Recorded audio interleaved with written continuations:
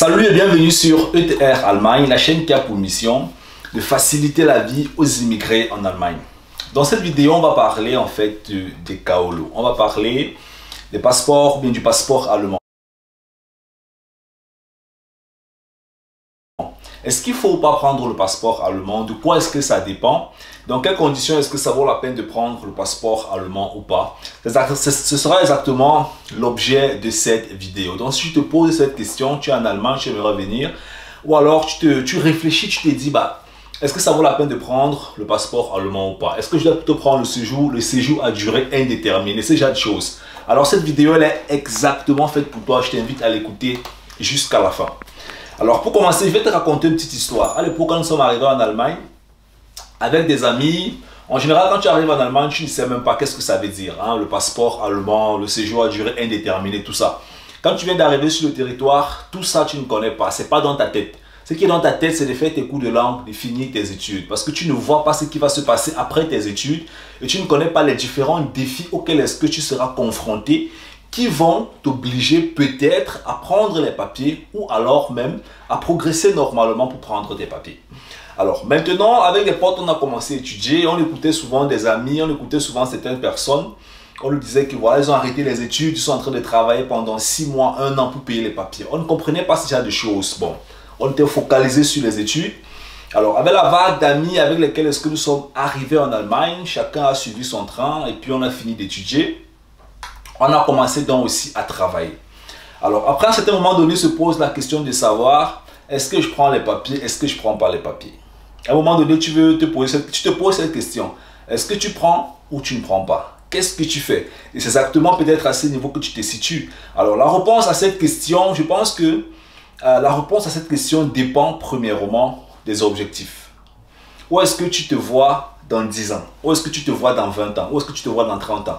Si tu n'as pas pour objectif de faire 30 ans, 50 ans en Allemagne. Hein. Je connais beaucoup de Camerounais qui n'ont pas pour objectif de faire 30 ans, 50 ans en Allemagne, tu vois. Et ils partent du principe où ils vont travailler avec le passeport camerounais.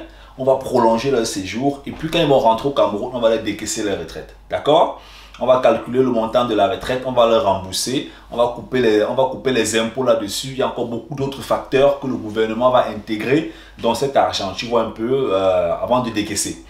Alors, maintenant, il se pourrait qu'il y ait maintenant d'autres personnes qui aimeraient investir sur le territoire. Comme je t'ai dit dans les anciennes vidéos, j'accompagne beaucoup de personnes dans l'acquisition des biens immobiliers en Allemagne. Et pour acquérir les biens immobiliers, il y a des banques en fait qui vont demander un titre de séjour valide. Je n'ai pas dit le Bordeaux.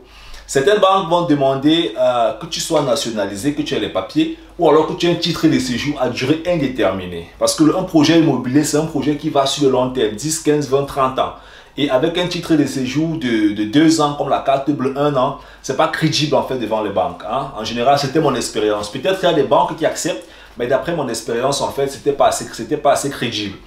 Donc la question qu'il faut donc se poser, c'est toi qui viens en Allemagne, toi qui vis sur le territoire, comment est-ce que tu fais aujourd'hui pour ouvrir les voies et les moyens qui vont te permettre dans les prochaines années de pouvoir exploiter des possibilités sur le territoire? C'est de ça qu'il est question.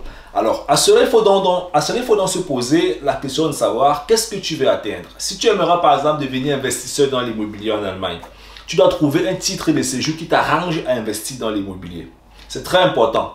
Si tu veux par exemple, si tu veux juste travailler en Allemagne et puis comme ça un jour rentrer en Afrique, tu n'as pas forcément besoin de papiers. Ok? Si tu veux simplement travailler comme ça. Le gros problème en fait, le gros truc en fait, c'est qu'à un moment donné, tu peux perdre ton boulot. Tu peux perdre ton boulot et pendant que tu es en train de chercher ton boulot, ton séjour finit. Donc tu tombes dans le risque. Ok? Donc tu perds ton boulot et pendant que tu cherches le boulot, ton séjour finit, tu tombes dans le risque. Parce que tu n'as plus de titre de séjour. Et à ce moment-là, qu'est-ce que tu fais? Parce qu'en général, la mairie ou bien les mairies en Allemagne te donnent un titre de séjour dépendamment de l'occupation que tu as sur le territoire. Si tu es étudiant, on va te donner un titre de séjour étudiant. Si tu es travailleur, on va te donner un titre de séjour pour aller travailler, ainsi de suite. Okay? Donc si tu n'as plus de contrat, alors tu n'as plus de raison d'être sur le territoire. Il faudra que tu démontres en fait pourquoi tu es encore sur le territoire pour qu'on puisse t'associer un titre de séjour. Alors qu'est-ce que ça veut dire concrètement? Donc si tu veux donc prendre les papiers, que ce soit le passeport allemand, que ce soit la carte bleue, que ce soit le séjour à durée indéterminée, définis-toi d'abord des objectifs. Hein. Est-ce que tu veux investir dans l'immobilier? Est-ce que tu veux juste travailler, rentrer au Cameroun? Est-ce que tu veux décaisser ta retraite à un moment donné complètement? Parce qu'à partir d'un certain moment donné, la retraite sera payée automatiquement à 107 ans, tu vois. Or, il y a maintenant des procédures que certaines personnes mettent en place, des étrangers, qui leur permettent de décaisser leur retraite à un certain moment donné et de rentrer en Afrique avec leur argent. On va simplement calculer la quantité d'années que tu as travaillé, le montant que tu as payé, et puis en fin de compte, on va donc te décaisser une certaine somme d'argent en enlevant bien sûr les impôts là-dessus. C'est extrêmement important. Et puis maintenant, le deuxième point ou bien l'autre point supplémentaire, c'est si tu viens comme asylant. Hein, si tu viens comme asylant, c'est clair que la voie qui va te permettre de te d'être réglementé ou bien voilà, de te régulariser sur le territoire, c'est la voie du passeport allemand, tu vois. Donc voilà, il faudra bien sûr que tu fasses une procédure. On va étudier ton dossier jusqu'à ce que tu puisses obtenir un titre de séjour ou bien un passeport allemand qui va te permettre en fait de pouvoir redémarrer ta vie. Mais en général, quand tu viens comme étudiant, ce que tu dois comprendre, c'est que tu ne dois pas avoir la pression des papiers au début.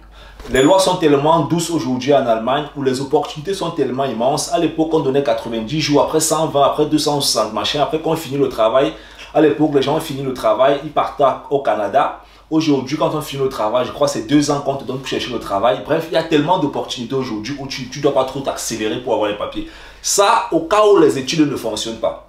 Parce qu'il y a des cas aussi où les études ne donnent pas. Au cas où les études ne donnent pas, alors à ce niveau-là, tu peux commencer à t'intéresser au papier. Parce qu'il y a par exemple des étudiants qui, avec l'école ça ne donnait pas à l'époque, ils étaient obligés en fait de chercher les papiers pour rester sur le territoire. D'où on avait donc, voilà, on avait des situations un peu bizarres, tu vois un peu.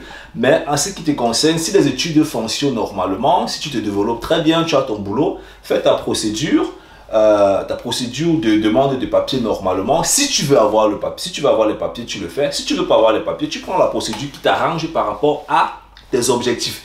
C'est toujours une question d'objectif. Où est-ce que tu veux arriver et quels sont, où est-ce que tu veux partir et qu'est-ce que tu mets sur pied aujourd'hui qui t'amène là où tu veux partir. Si les papiers t'amènent où tu veux partir dans 10, 15, 20, 30 ans, alors c'est intéressant. Si c'est quelque chose dont tu n'as pas forcément besoin pour arriver où tu veux aller, alors tu fonctionnes comme tu vas fonctionner. Dans tous les cas, en fin de cette vidéo, c'est pour te faire comprendre que c'est à toi que revient la décision de savoir si tu vas prendre ça, si tu ne vas pas prendre ça. Si tu connais quels sont tes objectifs, alors tu sauras exactement qu'est-ce que tu vas utiliser pour atteindre ces objectifs. Nous vivons dans tous les cas dans un monde ou dans un village planétaire, mon frère. On se prend dans la prochaine vidéo. Ciao, ciao.